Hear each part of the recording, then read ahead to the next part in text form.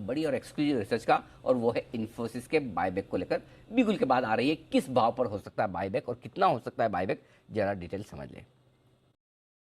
इन्फोसिस कितना बायबैक कर सकता है, किस प्राइस पर कर सकता है, अमाउंट कितना होगा, अरमान पुराने डेटा के बेसिस पर क्या अनुमान लगाया जाए? सर ये पुराने डेटा जिसे उन्होंने पिछली बार अगर आप देखेंगे तो 3 बार इन्होंने बायबैक कर रखे हैं, 2017 में, 2019 में, 2021 में। उन सब में एक चीज़ जो सेम निकल के आ रही है कि जो भी मौजूदा भाव है जब ऐलान का दिन होता है वहाँ से 18 से 21% प्रीमियम पर आता है बायबैक। मतलब अगर अभी का जो भाव देखेंगे कि बायबैक किस भाव पर आ सकता है तो वो है 1740 से लेकर 1800 के आसपास का जो भाव हो सकता है वहाँ पर आ सकता है बायबैक। उसी के साथ साथ अगर आप इन तीनों का अगर कैलकुलेशन करें तो लगभग कैश इक्विवेलेंट और जो इन्वेस्टमेंट्स है, करंट इन्वेस्टमेंट जो म्यूचुअल फंड्स में, उसका लगभग 36 से 40% कंपनी अपने बायबैक के लिए उपयोग करती है। और अभी जो 30 जून को जो इन्होंने इन्वेस्टर प्रेजेंटेशन दिया है उसमें इनका टोटल जो कैश इक्विवेलेंट और इन्वेस्टर प्रेजेंटेशन जो इनका करंट इन्वेस्टमेंट्स है उसका लगभग 22,000 करोड़ इनके पास है। मतलब जो हमारी कैलकुलेशन के हिसाब से 8,000 करोड़ से 9,000 करोड़ के आसपास का टोटल जो कंपनी है वो बायबैक कर सकती है। एक चीज इसमें इंटरेस्टिंग सर इसमें ये चीज है कि इन्होंने जो पिछले 3 बायबैक है वो 2017 का बायबैक था, वो टेंडर ऑफर के जरिए था, पर लास्ट के जो दो बायबैक आए हैं वो बायबैक आए हैं ओपन मार्केट के जरिए। उसी के साथ साथ एक और चीज ये भी इंटरेस्टिंग है कि जो भी नया बायबैक आता है वो पुराने बायबैक के भाव से बढ़कर आता है। जैसे 2017 में 1150 के पे आया था, 2019 पे 1600 पे, क्योंकि वो बोनस इशू था तो एडजस्टेड करके 1600 पर, फिर 2021 में 1750 पर।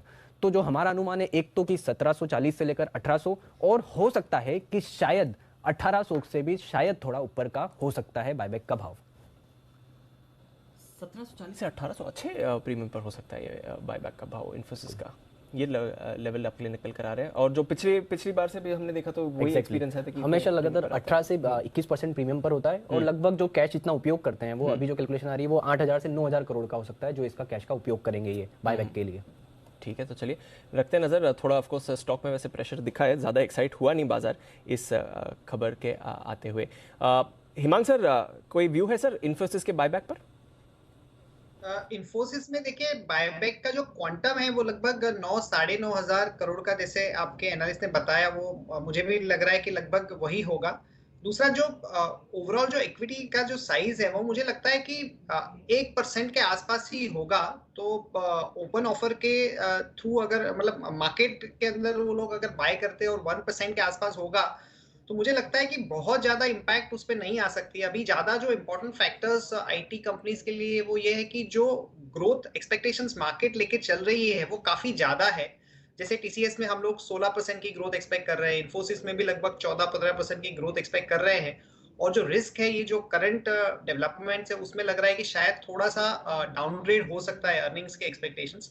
तो नंबर्स या जो बायबैक है वो शायद उतना एक्साइट नहीं करेंगे। अभी स्टॉक मेरे हिसाब से थोड़ा रेंज बाउंड रह सकता है।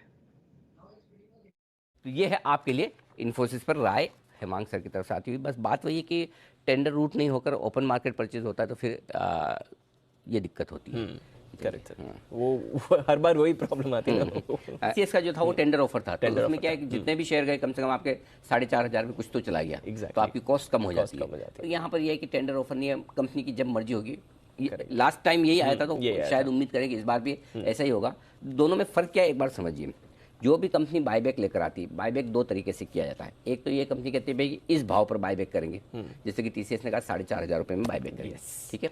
4,500 रुपये में उनका बायबैक है, एक पर्टिकुलर रिकॉर्ड डेट है, फिर एक्स डेट है, आप उस और जो टेंडर करने की लास्ट डेट है, तो रिकॉर्ड डेट के दिन शेयर आपके खाते में होने चाहिए। एक्स डेट के पहले आपको खरीदना है, और जो टेंडर करने की लास्ट डेट है उसके पहले आपको वो शेयर टीसीएस के अकाउंट में ट्रांसफर कर देना है। बिल्कुल ठीक है। इससे जितने एक्सेप्ट होंगे हो जाएंगे, और एक्सेप्ट होकर वापस आएंगे वो आपके पास हो जाएंगे। और आपको याद होगा पिछली बार मैंने टीसीएस के मैनेजमेंट की जमकर तारीफ की थी। इस बात को लेकर कि उन्होंने 2 ही दिनों में सारे के सारे शेयर और पैसे तुरंत वापस कर दिए। बिल्कुल, बहुत तेजी से काम किया। तो ऐसा नहीं कि हम किसी चीज के लिए आलोचना करते हैं, जो अच्छा काम करते हैं वो तारीफ भी करते हैं, तब भी कहते हैं। आज याद भी है कि अच्छा काम इन्होंने किया था, उसकी तारीफ की थी। तो जो बात कहते हैं निष्पक्ष भाव से कहते हैं। अब देखिए, बायबैक जो टेंडर ऑफर के जरिए होता है उसमें सबका पार्टिसिपेशन बराबर हो जाता है। आपने दिए शेयर, आपके जितने एक्सेप्ट हुए वो रेशियो सबके लिए सेम रहेगा। अब आइए दूसरा तरीका, उसमें क्या होता है, कंपनी कहती है कि जैसे हम इस पर्टिकुलर प्राइस तक शेयर, जैसे टीसीएस का ये टेंडर ऑफर नहीं होकर ओपन मार्केट परचेज होता है, उसको ओपन मार्केट परचेज कहते हैं। ओपन मार्केट परचेज में क्या होता है, कंपनी कह देगी भाई हम 4,500 रुपए तक शेयर खरीदेंगे, इतने शेयर खरीदेंगे जी। अब वो कंपनी किस दिन किस प्राइस पर मार्केट से खरीदेगी ये कंपनी की इच्छा पर डिपेंड करता है। तो आप ये बोलोगे आपने तो बोला था 4,500 में मुझसे ले लो, ये सुविधा नहीं है आपके पास।